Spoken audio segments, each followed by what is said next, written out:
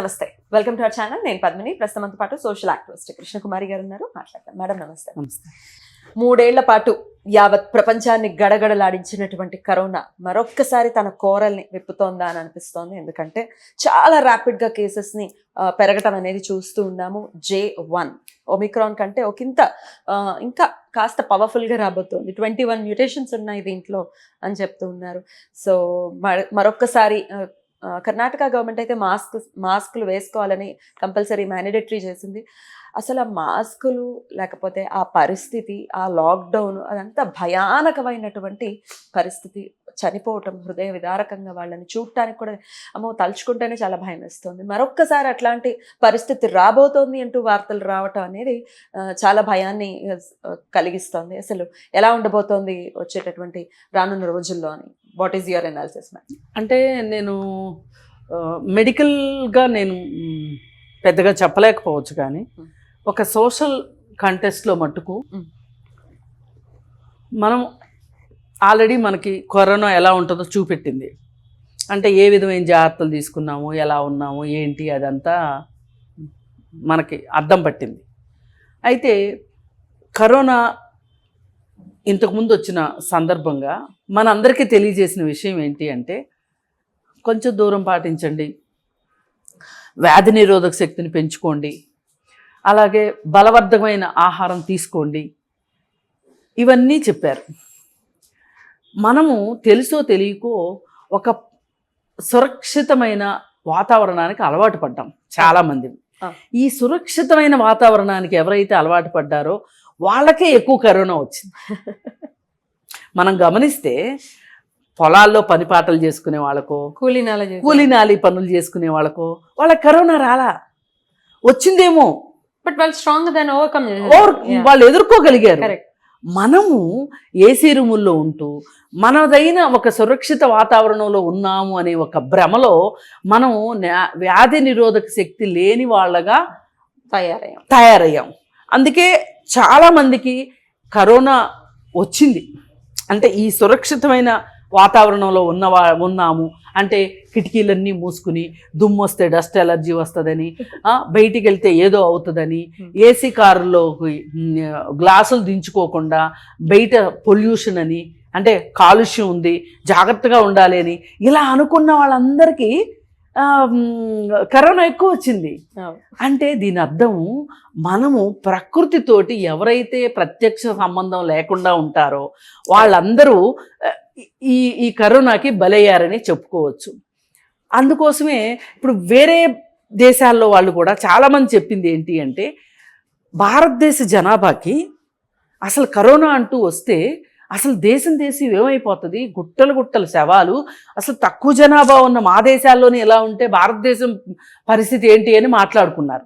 అయితే ఇక్కడ జరిగింది ఏంటి అంటే, అప్పుడు ఒక సెక్షన్కి అసలు కరోనానే రాలేదు, ఇంకొక సెక్షన్కి వచ్చింది. ఈ వచ్చిన వాళ్ళల్లో ఆస్తులు అమ్మే పెట్టారా, 25 లక్షలు 25 లక్షలు బిల్లులు కట్టి చాలామంది బయటపడ్డారు కరోనాలో నుంచి. ఇప్పుడు డాక్టర్లు వీళ్ళకి సరైన వైద్యం చేశారా చేయలేదా, డబ్బులు పిండారా అనేది వేరే విషయం, కానీ మొత్తానికి జరిగింది ఇది. అప్పుడు అనింది ఏంటి అంటే, అసలు గాలి వెలుతురు చాలా ఇంపార్టెంట్ ప్రతి మనిషికి, ప్రకృతితోటి ప్రత్యక్ష సంబంధం పెట్టుకోండి, మమేకమై ఉండండి, డి విటమిన్ బాగా కావాలి, డి విటమిన్ పని చేయాలంటే కాల్షియం ఉండాలి, మనం తీసుకునే ఆహార పదార్థాలు సరిగా లేవు, అందుకే మనం ఇంత బలహీనం అయిపోయాము అని చెప్పినా కానీ అప్పటికప్పుడు మూమెంటరీగా చాలా చిట్కాలు ఇవన్నీ చేశారు. మళ్ళీ అదే పాలిష్డ్ రైస్ తినటము, మళ్ళీ ఆ ఫ్రిడ్జ్లో పెట్టిన తిండ్లు తినటము, ఇక మళ్ళీ మనం అనారోగ్యం గురించి పెద్దగా ఆరోగ్యం మీద ఏదో పై కబుర్లు చెప్పటమే కానీ ఉంటేనేమో అతి శ్రద్ధ, లేకపోతేనేమో అశ్రద్ధ లేకుండా అనావృష్టి లాగా అయిపోయింది. ఇప్పుడు మళ్ళీ కరోనా వస్తుంది అనే ఒక డేంజర్ బెల్స్ మోగుతున్నాయి. ఈ పరిస్థితిలో చేయాల్సింది ఏంటి అనేది అనుకుంటే మరీ మితిమీరి భయపడడం అవసరం లేదు. ఎందుకు అంటే కరోనా అనేది ఇది మన జాతిని విడిచిపెట్టదు, ఉంటుంది అంతే. అది ఒక కలరా లాగానో, మలేరియా లాగానో, లేకపోతే టైఫాయిడ్ లాగానో అలా ఉంటుంది. దాంతో మనం సహజీవనం చేయవలసిందే. కాకపోతే ఏంటి అంటే, ఎవరికైనా ఇప్పుడు మనకి జలుబు ఉందనుకోండి, జలుబు ఉంటే మనం దూరంగా పారిపోం కదా, ఏమవుతుంది వస్తే జలుబు వస్తుంది అని అనుకుంటాం. ఇప్పుడు ఇంకా మనకేంటి అంటే తుమ్మొస్తే బహిరంగ ప్రదేశాల్లో తుమ్మకూడదు అనేది చాలా మందికి తెలియదు. ఉమ్మొస్తే బహిరంగ ప్రదేశాల్లో ఉమ్మేయకూడదు అని కూడా తెలియదు. ఇవన్నీ కూడా ఏంటి అంటే ఎంతో కొంత ఆరోగ్యం మనకెంత అవసరమో మన పక్క వాళ్ళకు కూడా అంతే అవసరము అనే ఒక సూత్రం తెలుసుకుంటే నేర్పించింది కరోనా నేర్పించింది. కానీ మరి ఇప్పుడు దాన్ని ఎంతవరకు పాటిస్తారు అనేది చూడాలి. అంటే ఈ వ్యక్తిగత శుభ్రత దగ్గర నుంచి ఎవరికైనా కరోనా ఉంది అంటే మనం ఏం జాగ్రత్తలు తీసుకోవాలి, కరోనా ఉన్న వాళ్ళు వేరే వాళ్ళకి అంటించకుండా ఉండటానికి ఏమి జాగ్రత్తలు తీసుకోవాలి అనే దాని విషయంలో ఒక అవగాహన అయితే అవసరం. మీకు జలుబు చేసింది, 1-2 రోజులు ఇంట్లోంచి బయటికి రాకపోతే కొంపలేం అంటుకోవు. మీరు ఆ జలుబుని తగ్గించుకోవడానికి డాక్టర్ దగ్గరికి వెళ్తారా, లేకపోతే మీకు తెలిసిన చిట్కా వైద్యాలు చేసుకుంటారా? ఏదైనా కానీ అలా చేసుకొని మిమ్మల్ని మీరు రక్షించుకోండి, పక్క వాళ్ళని రక్షించండి అనే ఒక సూత్రం మీద మీరు ఉంటే గనక ఇప్పుడు వచ్చిన కరోనా ఏదో చాలా చేస్తుంది అని అనుకోవక్కర్లేదు. పైగా ఊపిరితిత్తులు బలహీనంగా ఉన్నవాళ్ళు కానీ, ఆస్మా వంటి రోగాలు ఉన్నవాళ్ళు కానీ, ఈ ఆస్మా అంటే ఆయాసం కదా, ఇట్లాంటి వాళ్ళు ఇంకొంచెం అప్రమత్తంగా ఉండాలి. ఇప్పుడు ఇది అసలే చలికాలం, ఈ చలికాలంలో జలుబు వచ్చింది అంటే తగ్గడం చాలా కష్టం. అందుకని కొంచెము వేడి వాతావరణాన్ని పెట్టుకోవడము, పొద్దున్నే మంచులోకి వెళ్లకుండా ఉండటం, ఇట్లాంటి ఒక చిన్న చిన్న విషయాలు.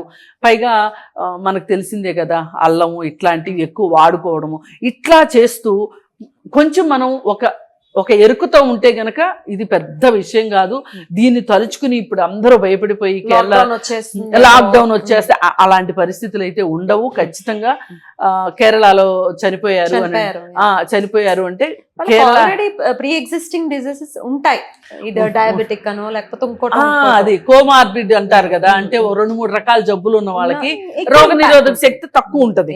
అట్లాంటి వాళ్ళు కొంచెం జాగ్రత్తగా ఉండడము, అంటే ఒక ముందే డాక్టర్ దగ్గరికి వెళ్ళడము, ఇలాంటివి చేసుకొని కొంచెం జాగ్రత్త తీసుకుంటే ఇది అప్పుడంత ప్రాణాంతకమైన విషయం అయితే కాదు అనేది వాస్తవం. ఈ వాస్తవాన్ని నమ్మండి, అంతేగాని వదంతులు నమ్మడం కానీ వాటితోటి భయపడాల్సిన అవసరం లేదు. ఇప్పుడు కేరళ ఆవిడ కూడా మాథ్యూస్ అనుకుంటా హెల్త్ మినిస్టర్, ఆవిడ కూడా ఏం స్టేట్మెంట్ ఇచ్చారంటే 5 చనిపోయారు అంటే వాళ్ళకి చాలా రకరకాల జబ్బులు కూడి ఉన్నాయి కాబట్టి తట్టుకోలేక చనిపోయారు తప్పితే కేవలం కరోనాతో కాదు వాళ్ళు చనిపోయింది, అందుకని మీరు ఎవరు భయపడొద్దు అని చెప్తున్నారు. అలాగే కర్ణాటక వాళ్ళు మాస్కులు పెట్టుకోమన్నారు అంటే ముందు జాగ్రత్తగా పెట్టుకోమన్నారు. మనం కూడా పెట్టుకోవచ్చు ఇప్పుడు, కాకపోతే కొంచెం అసౌకర్యంగా ఉంటది. సరే, ఏది ఏమైనా డన్ విత్ మాస్క్ అనే పరిస్థితి. అంటే మన ప్రాణం కంటే ఏది గొప్పది కాదు, మన పక్క వాళ్ళ ప్రాణం కంటే ఏది గొప్పది కాదు అనుకుంటే సందర్భం వస్తే అవసరమైతే అవి పాటించాల్సిందే.